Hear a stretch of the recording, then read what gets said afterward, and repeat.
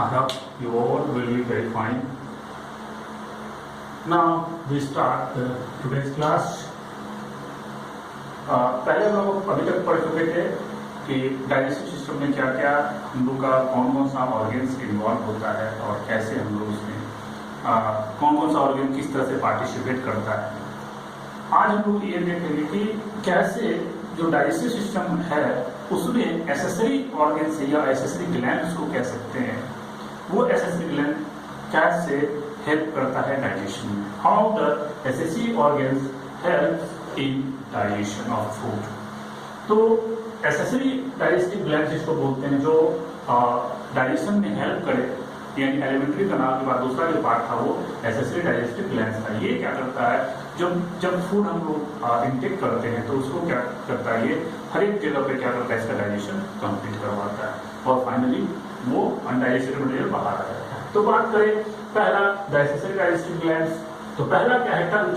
टंग क्या है, टंग के बारे में हम लोग डिटेल में स्टडी कर चुके हैं, क्योंकि टंग पे बहुत सारे टेस्ट बड होते हैं और वो क्या करता है, टेस्ट को रिसीव करता है और टेस्ट के हिसाब से क्या होता है, वो काम आगे होता है। तो चूंकि ये टेस्ट टंग जो है वो टेस्ट को डिटेक्ट करता है, इसलिए इसको क्या बोलते हैं, गस्टेटरी रिसेप्टर्स।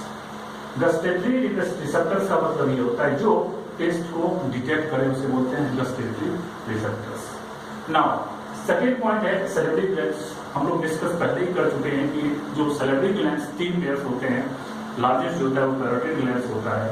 वो पैरोटिड ग्लैंड्स, वो तीनों ग्लैंड्स मिलकर क्या करते हैं, सलाइवा को सेक्रेट करते हैं। वो सलाइवा हमारे ओरल कैविटी में सेक्रेट होता है, वहीं पे क्या होता है, फूड का डाइजेशन स्टार्ट होता है। ठीक। तीसरा है लीवर। लीवर का क्या फंक्शन है, लीवर हमारा राइट साइड में अपर पोर्शन में, एब्डोमेन के ऊपर पोर्शन में ये सिचुएटेड होता है और ये लीवर जो है वो बहुत ही इंपॉर्टेंट ऑर्गन है हमारे बॉडी का और ये बहुत ही इंपॉर्टेंट रोल प्ले करता है डाइजेशन में।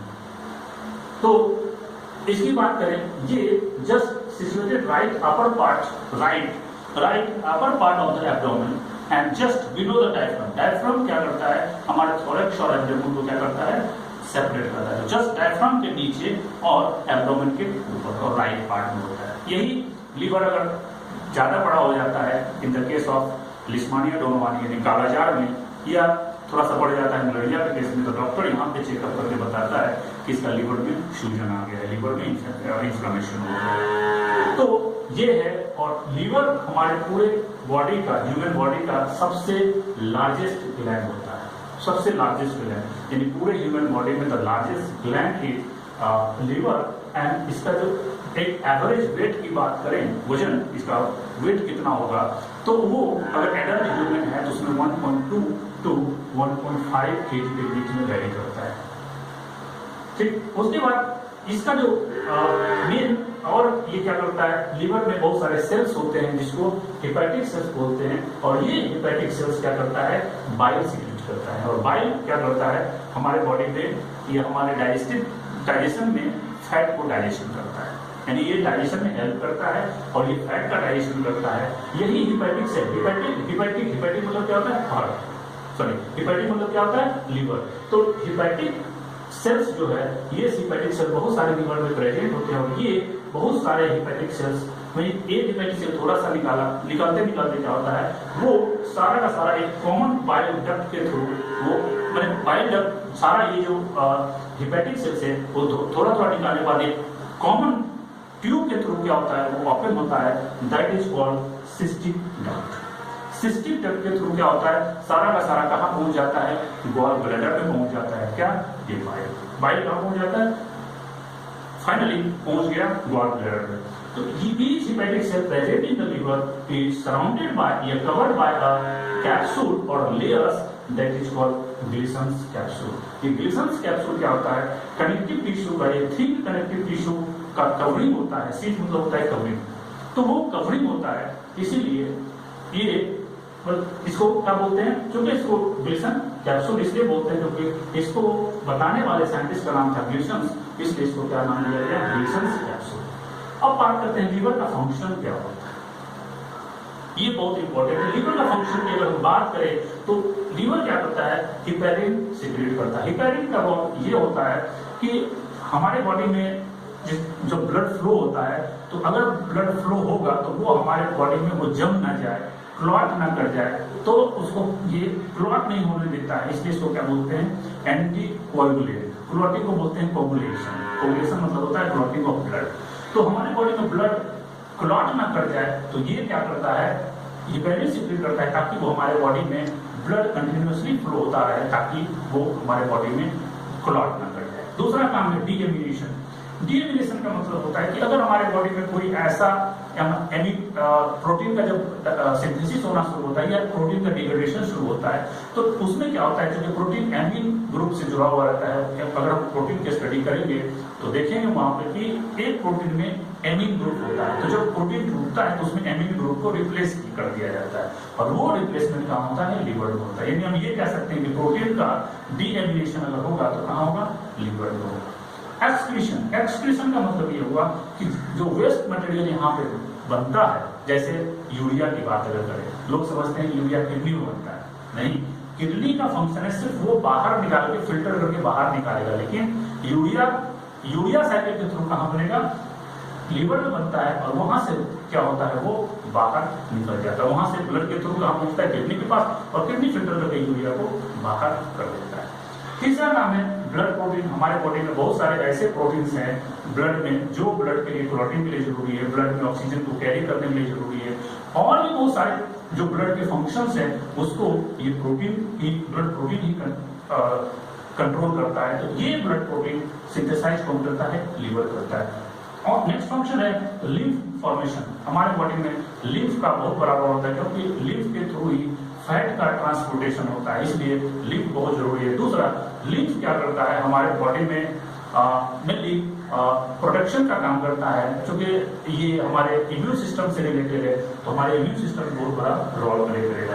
दूसरा जो सबसे इंपॉर्टेंट है वो है सिंथेसिस ऑफ विटामिन ए, यानी हमारे लीवर में ही विटामिन ए का सिंथेसिस होता है, और ये बहुत ही इंपॉर्टेंट क्वेश्चन है नीट पॉइंट ऑफ व्यू से, क्योंकि ये पूछेगा कि सिंथेसिस कहाँ होता है, सिंथेसिस ऑफ विटामिन ए कहाँ होता है, यहीं पे होता है। और इसका अगर बात करें, यहाँ पे सिंथेसिस होगा, और जैसे जैसे बॉडी में जरूरत पड़ेगी वो वहां पे ट्रांसफर हो जाएगा ब्लड के थ्रू।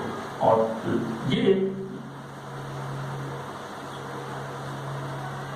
लीवर में अगर हम लोग फूड इंटेक करते हैं तो उसके साथ अगर कुछ वायरस या बैक्टीरिया या कुछ ऐसा सब्सटेंसेस हमारे बॉडी में आ जाए और वो हमारे हेल्थ को क्या करे, वो हैम्पर्ड करेगा, तो उसको क्या करता है, ये लीवर में एक सेल होता है दैट इज कॉल्ड कफर सेल।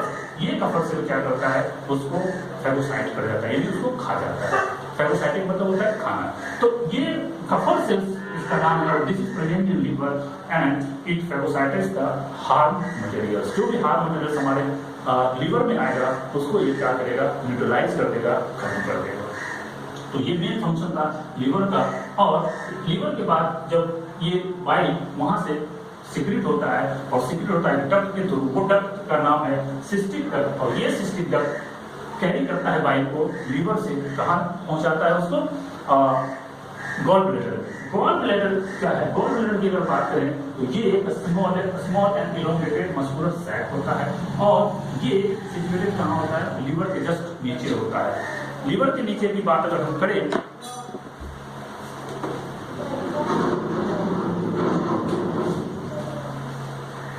ये एनसीईआरटी से हम लोग कंसल्ट कर सकते हैं। ये डायग्राम देखें, तो ये डायग्राम अगर हम देखें तो ये जो ये गॉल ब्लैडर है, जस्ट ये गॉल ब्लैडर के ऊपर ही क्या होता है, लीवर सिचुएटेड होता है, और यहीं पे यहाँ पे आगे इस गॉल ब्लैडर में क्या होता है, ये बाइल जमा हो जाता है, और यहीं पे बाइल का कॉन्सेंट्रेशन होता है, यानी वहां पे चूंकि बाइल क्रूड मटेरियल जो होता है या जो बेकार का मटेरियल होता है वो बाहर निकल जाता है, और वो क्या होता है, कॉन्सेंट्रेटेड हो जाता है। और कॉन्सेंट्रेशन जब फाइनली कंप्लीट होगा, जब वो कॉन्सेंट्रेटेड वहां पे क्या होगा, इकट्ठा रहेगा, और वो उसका जब वो फाइनल जो फंक्शनल, जिसको हम बोल सकते हैं फंक्शनल बाइल बनता है, वो फंक्शनल बाइल का पीएच जो होगा वो 7.6 होगा, यानी क्या होगा, ये बेसिक होगा, अल्कलाइन इन नेचर होगा।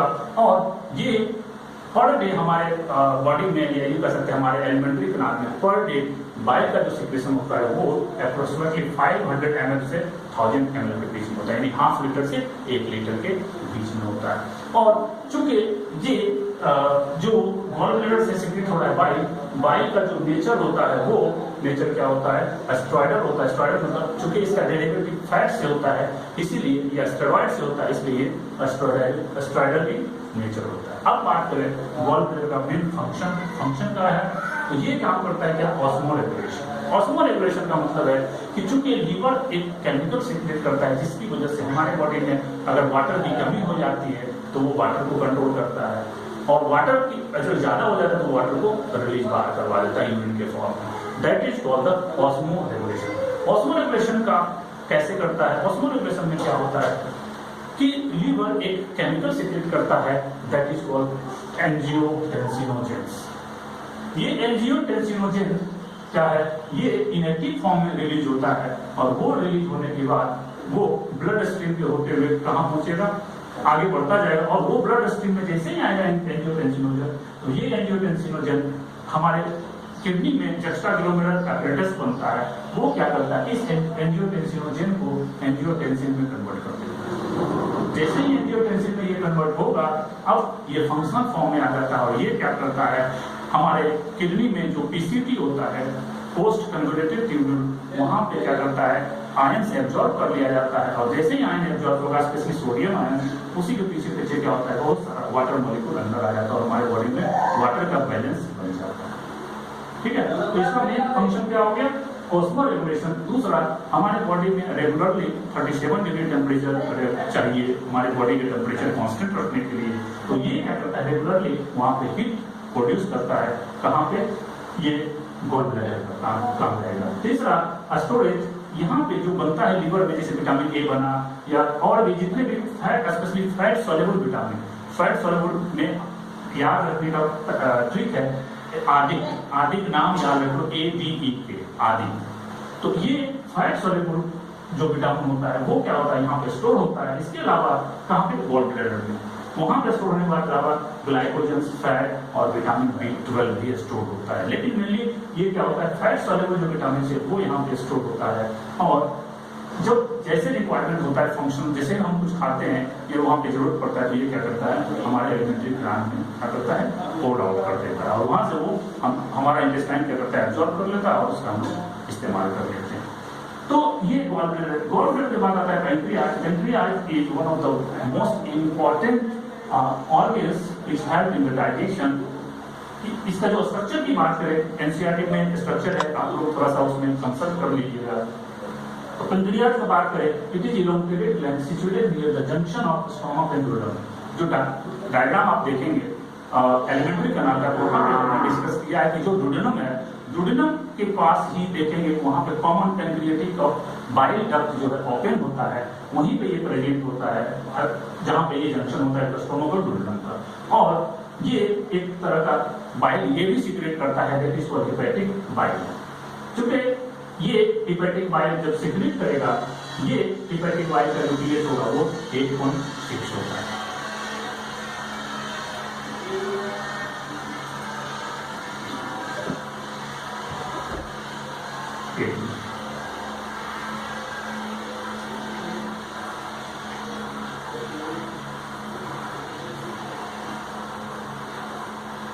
एक्चुअली ये हेपेटिक बाइल नहीं सीक्रेट करता है, ये पैंक्रियाटिक बाइल सीक्रेट करता है। पैंक्रियाटिक बाइल सीक्रेट करता है, और ये इसका एक्चुअली पैंक्रियाज से सीक्रेट होता है। हेपेटिक बाइल सीक्रेट होता है कहां से, लीवर से। इस बाइल को हेपेटिक बाइल भी बोलते हैं। ठीक है, और चूंकि पैंक्रियाज है, पैंक्रियाज से जो सीक्रेट जूस होगा, इसको पैंक्रियाटिक जूस भी बोलते हैं, या इसी को पैंक्रियाटिक बाइल बोलते हैं। इसका pH होता है 8.6, और जो बाइल होता है हेपेटिक बाइल, उसका pH होता है 7.6। यानी एक जो है pH का वैल्यू, यानी ये ज्यादा अल्कलाइन होता है comparison to the hepatic bile. अब बात हम करें, ये जो पैंक्रियाटिक बाइल है, ये एक्सोक्राइन इन नेचर होता है। एक्सोक्राइन और एंडोक्राइन की बात अगर करें, एक्सोक्राइन पार्ट उसे कहा जाता है जो ट्यूब से कनेक्टेड हो, यानी इसकी जरूरत पड़े, यहाँ पे ये ग्लैंड है और ये ग्लैंड कोई भी सिक्रीशन क्या करे, ट्यूब के थ्रू करे, दैट इज कॉल्ड एक्सोक्राइन। और जहां पे ये डायरेक्ट टारगेट ऑर्गन के पास ये सिक्रेट करेगा, जहां जरूरत है वहीं पे ये जाएगा। ब्लड के थ्रू ये सिक्रेट नहीं होता है, इसके पास अपना इसका कनेक्शन होता है, उसी कनेक्शन के through on the site where digestion will be completed, वहां पे ये रिलीज करेगा और डायरेक्ट वहां पे डाइजेशन को कंप्लीट कराएगा। तो इसको बोलते हैं एक्सोक्राइन पार्ट और इसी में एक और भी सेल्स का ग्रुप होता है, उसी को बोलते हैं क्या, आइलेट्स ऑफ लैंगरहांस। ये आइलेट्स ऑफ लैंगरहांस क्या होता है, इंडोक्राइन पार्ट। तो कह सकते हैं ये कि जो पेनक्रियाज होता है ये दोनों तरह का रोल प्ले करता है, एक्सोक्राइन भी और इंडोक्राइन। एक्सोक्राइन जो सिक्रीशन होगा उस सिक्रीशन को बोलते हैं पेनक्रियाटिक बाइल, जिसका pH 8.6 होता है। और जो इंडोक्राइन पार्ट होता है आइलेट्स ऑफ लैंगरहांस, ये 4 तरह के सेल्स का बना होता है, 4 types of cell. It is made up of 4 types of cells, जिसमें first one is alpha cells, और इसका जो अमाउंट होगा परसेंटेज टोटल का बात अगर करें तो उसका अमाउंट 50% होता है। और ये अल्फा सेल्स एक सीक्रेट ग्लूकागोन।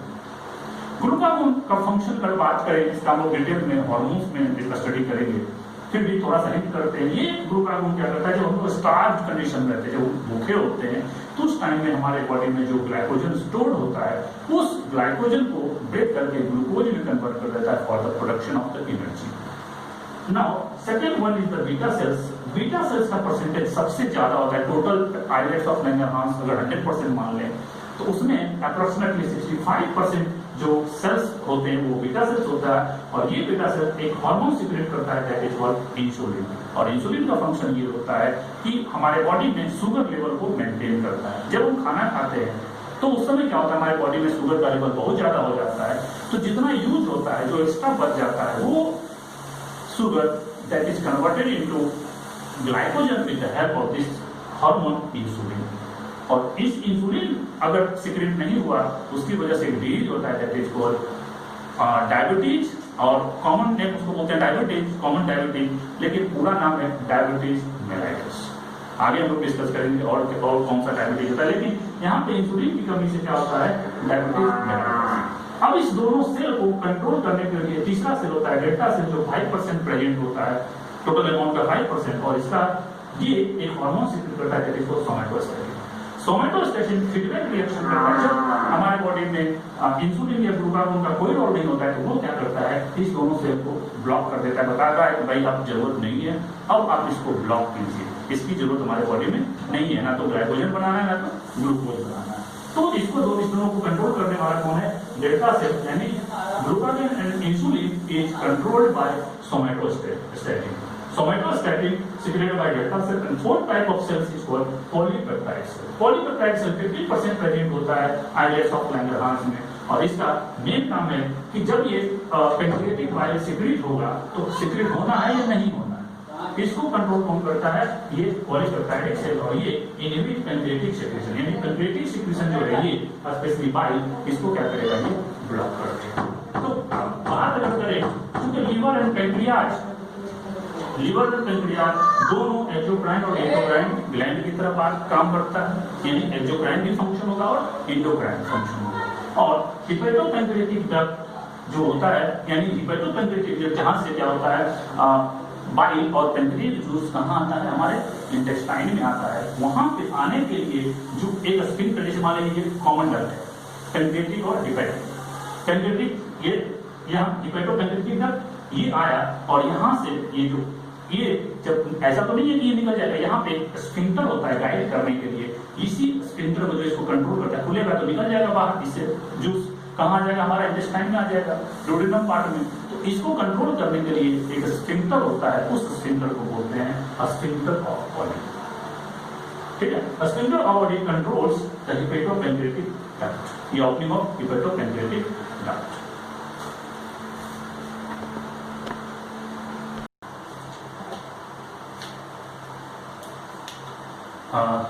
तो हम लोगों ने अभी तक देखा कि जो एसेसरी ग्लैंड्स हैं, वो एसेसरी ग्लैंड क्या क्या सेक्रेट करता है, कौन कौन सा हार्मोन सेक्रेट करता है, और वो किस तरह से डाइजेशन में क्या करता है, हेल्प करता है। तो जब जैसे ही फूड हम लोग इंजेस्ट करते हैं, जैसे ही हम लोग माउथ के अंदर लेते हैं, तो हम लोगों ने देखा था कि वहाँ पे क्या क्या फंक्शन होता है और वो अंदर आता है। तो जो अंदर आएगा आफ्टर मेस्टिकेशन, कंप्लीट मेस्टिकेशन के बाद फूड क्या होता है, वो ओइसोफेगस में आता है। तो ओइसोफेगस में आएगा, फिर वो क्या होगा, धीरे धीरे पास होता हुआ लास्टली वो बाहर निकल जाता है। तो ये जो फूड का यूनिडायरेक्शनल मूवमेंट है, ये यूनिडायरेक्शनल मूवमेंट क्यों होता है, इसके पीछे सबसे बड़ा रीजन ये है कि ये जो यूनिडायरेक्शनल मूवमेंट होता है, ये हमारे गट का जो मूवमेंट होता है जिसको बोलते हैं मोबिलिटी ऑफ गट, या इसी का दूसरा नाम दिया गया पेरिस्टाल्सिस। पेरिस्टाल्सिस का मतलब होता है कि जो हमारा इंटेस्टाइन है, जो हमारा गट है, एलिमेंट्री कैनाल है, वो किस तरह से यूनिडायरेक्शनल फूड को मूवमेंट देता है, क्योंकि वो स्मूथ मसल्स का बना होता है और वो स्मूथ मसल्स को क्या करता है, क्योंकि ऑटोमेटिकली कंट्रोल होता है, वो इनवॉलंटरी होता है और वो अपने आप हमेशा चलता रहता है, वो हमारे विल के हिसाब से नहीं चलता है, दैट इज इनवॉलंटरी मसल्स।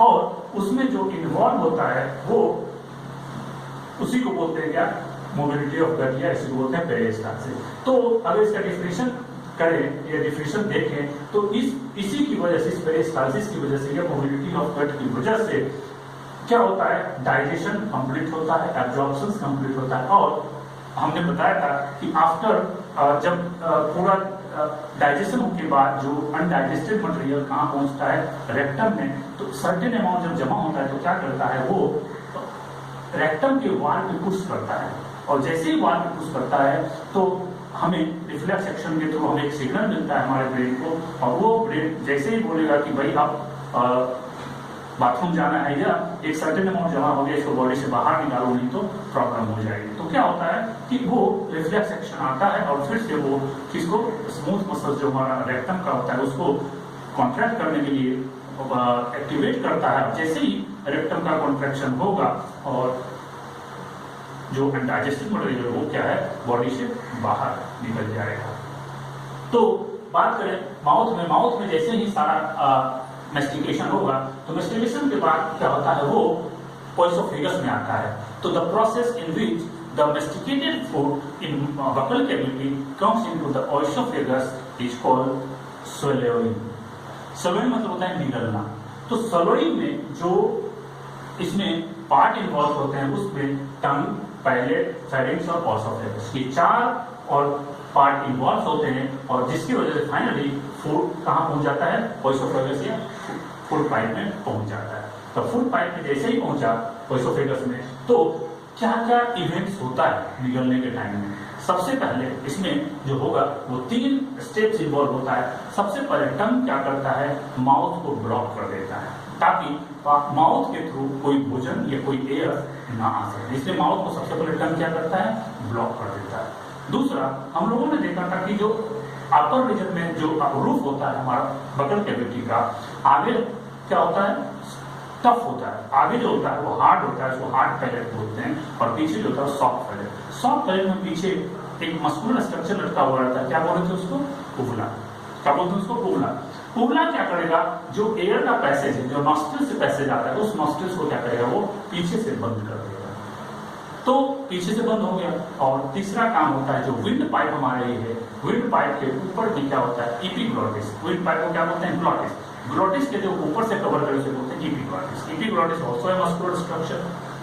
वो एपिग्लॉटिस क्या किया, ग्लॉटिस को बंद कर दिया, यानी हमारा जितना भी ओरल कैविटी में जो ओपनिंग है वो सारा ओपनिंग बंद हो गया। एक ओपनिंग बचा, कौन, गले। अब चूंकि भोजन का पैसेज सिंगल पैसेज है और वो आराम से क्या होगा, पहुंच जाएगा ओएसोफेगस में या गलेट में पहुंच जाएगा, और गलेट के थ्रू वो कहाँ पहुंच जाएगा, धीरे धीरे कहाँ पहुंच जाएगा, स्टोमक में पहुंच जाएगा। तो इस तरह से वहां से फिर होगा। तो अब ये जो पेरिस्टाल्सिस होता है, हम लोगों ने डिस्कस किया था जब डिसेक्शन पार्ट के हमने गट का देखा था, तो उसमें एक लेयर था दैट इज मस्कुलरिस एक्सटर्ना। ये मस्कुलरिस एक्सटर्ना क्या होता है, ये दो मसल से बना होता है, लॉन्जिट्यूडिनल मसल और सर्कुलर मसल्स। ये लॉन्जिट्यूडिनल और सर्कुलर मसल्स क्या करता है, यूनिडायरेक्शनल मूवमेंट, ये यूं कह सकते हैं, पेरिस्टाल्सिस के लिए रिस्पॉन्सिबल होता है। तो अब क्या हुआ, फूड जो भी है ये प्रोसेस और मोबिलिटी ऑफ गट की बात होगी। अब हमारा जो फूड है वो डाइजेशन होता है, तो होता है कैसे, उसमें क्या क्या प्रोसेस है, ये कहाँ से शुरू होता है, डाइजेशन कहाँ से शुरू होता है और कहाँ लास्ट होता है, इसके बारे में हम लोग स्टडी करेंगे।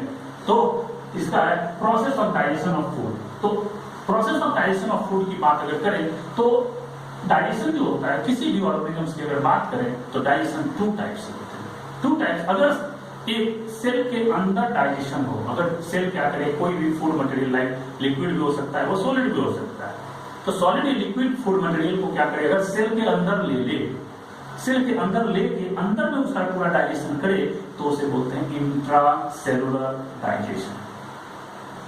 ओके, क्या बोलते हैं इसको? Intracellular digestion. इंट्रासेलुलर डाइजेशन, और अगर वही सेल के बाहर हो, outside the cell, that is called extra cellular digestion. तो चूंकि हम लोग का पूरा एक एलिमेंट्री कैनाल ही होता है, वो बिल्कुल कंप्लीट स्ट्रक्चर होता है और वो स्पेशलाइज्ड स्ट्रक्चर है किसके लिए?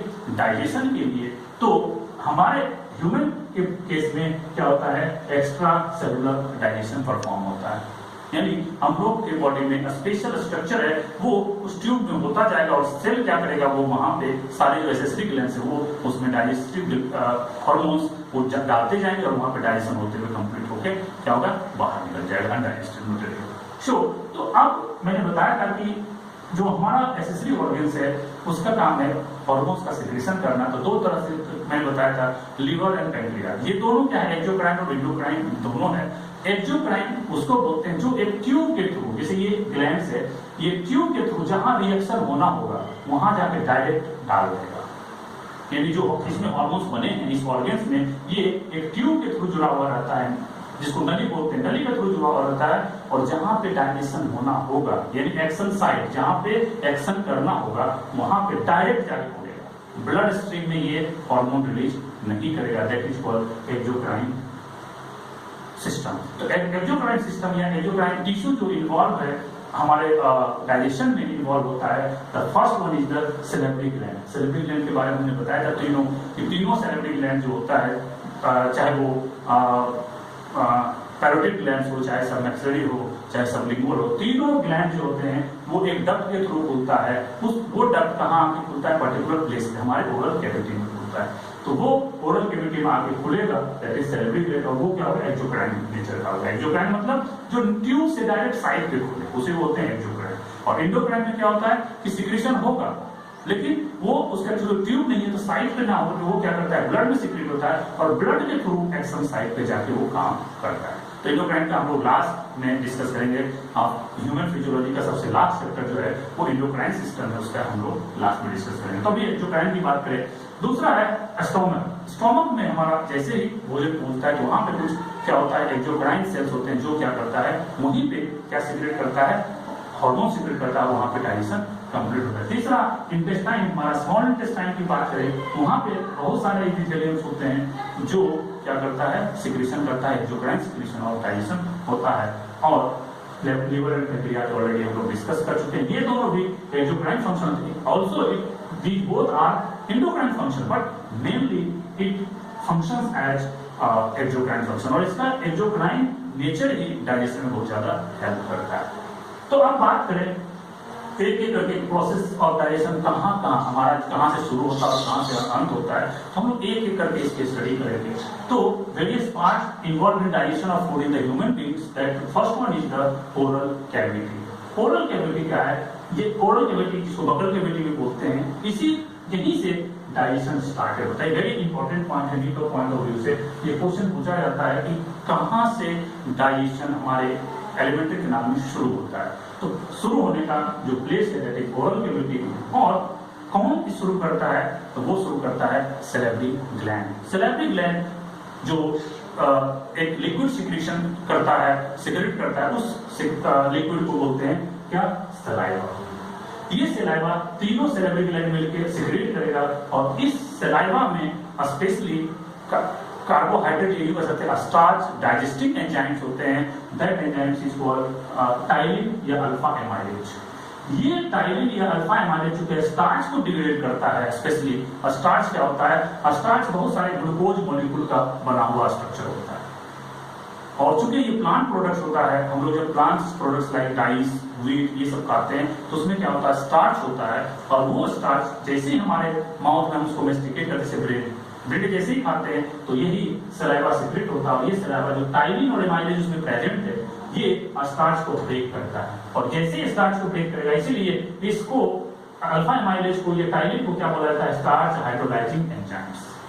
ये स्टार्च हाइड्रोलाइजिंग एंजाइम्स क्या करता है? जो ये पॉलीसेकेराइड्स होता है, स्टार्च क्या होता है? पॉलीसेकेराइड्स। पॉली मतलब अगर सेकेराइड मतलब ग्लूकोज, अगर ग्लूकोज बहुत सारा जुड़ा हो उसको बोलते हैं पॉलीसेकेराइड्स। अगर मोनोसेकेराइड्स की बात करें उसमें एक, डाइसेकेराइड की बात करें उसमें दो ग्लूकोज मॉलिक्यूल होता है। तो स्टार्च पॉलीसेकेराइड्स होता है, इसको क्या करता है? टाइलिन या अल्फा एमाइलेज इसको ब्रेक कर देता है और उसको दो मॉलिक्यूल में कन्वर्ट करता है, दैट इज कॉल्ड डाइसैकेराइड से शुरू होते हैं माल्टोज। माल्टोज में दो ग्लूकोज मॉलिक्यूल्स कंबाइन किया हुआ रहता है। इस बाइल की बात अगर करें तो ये सलाइवा की अगर बात करें तो सलाइवा का जो पीएच होता है वो 6.8 होता है, स्लाइटली एसिडिक। ये भी बहुत इंपॉर्टेंट क्वेश्चन यहाँ से क्वेश्चन पूछा भी जा चुका है कि सलाइवा का पीएच कितना होता है। सलाइवा का पीएच कितना होता है 6.8, अप्रोक्स स्लाइटली एसिडिक। 7 का मतलब न्यूट्रल हो गया, तो स्लाइटली एसिडिक इसका नेचर होता है।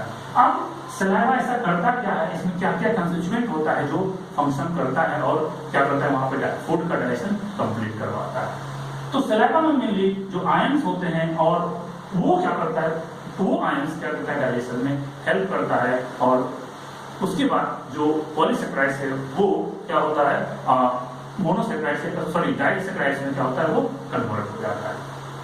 तो sodium ions, potassium ion, chloride ions और बाइकार्बोनेट आयंस और थायोसाइनेट आयंस ये सारे हमारे सलाइवा में प्रेजेंट होते हैं, जिसमें HCO3 का काम ये होता है कि अगर फूड हमारे माउथ में अगर उसमें कुछ एसिड है तो उसको क्या करता है, क्योंकि ये बेसिक इन नेचर होता है, ये क्या करता है उसको न्यूट्रलाइज कर देता है जो एसिड उसमें प्रेजेंट होता है। और thiocyanate ions, specially thiocyanate ions, इसका लाइसोजाइम एक्टिविटी होता है, यानी लाइसोजाइम मतलब ये बैक्टीरिया को किल करेगा, यानी लाइस करवा देगा, मार देगा, that is called anti microbial activity. कोई भी माइक्रोब्स हमारे माउथ में जैसे ही हमारे फूड में आएगा तो जैसे ही सलाइवा आएगा उसमें जो थायोसाइनेट आयंस है ये क्या करता है, इस माइक्रोब्स को ग्रो करने नहीं देगा, उसको किल कर देगा। Hence thiocyanate ions called anti microbial activity, और ये anti microbial activity due to lysozymes activity.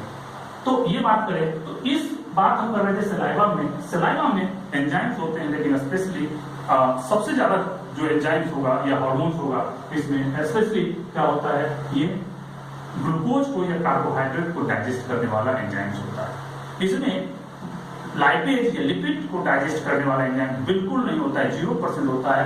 इसमें कुछ परसेंटेज प्रोटीन डाइजेस्टिव एंजाइम भी होता है। यहाँ पे हमारे माउथ में थोड़ा सा प्रोटीन भी डाइजेस्ट होता है, लेकिन मेनली हमारे जो ओरल कैविटी है वहां पे स्टार्च या कार्बोहाइड्रेट का डाइजेशन होता है, लेकिन हमारे माउथ में लिपिड का कोई डाइजेशन नहीं होता है, because in saliva lipase enzyme is absent, बिल्कुल एब्सेंट होता है, इसीलिए हमारे माउथ में लिपिड का कोई डाइजेशन होता है। अगर यहाँ से क्वेश्चन पूछे कि हमारे माउथ में कौन सा सब्सटेंस का डाइजेशन नहीं होता है तो क्या होगा, लिपिड या फैट जिसको बोलते हैं। सो अब बात करें कि पर डे जो सलाइवा सिक्रेट होता है हमारे माउथ में उसका जो रेंज होता है अप्रोक्सीमेटली एवरेज की बात करें तो वो 1.1 to 1.5 लीटर के आसपास होता है। पर डे सलाइवा इतना सिक्रेट होता है, और जो हम लोग स्टार्च लिए हैं, जो रोटी खाते हैं या जो भी हम स्टार्च ले रहे हैं कार्बोहाइड्रेट के रूप में, तो उसका 30% डाइजेशन कहाँ होता है, हमारे माउथ में। यानी हमारे माउथ में डाइजेशन शुरू हुआ, मेनली किसका डाइजेशन हुआ,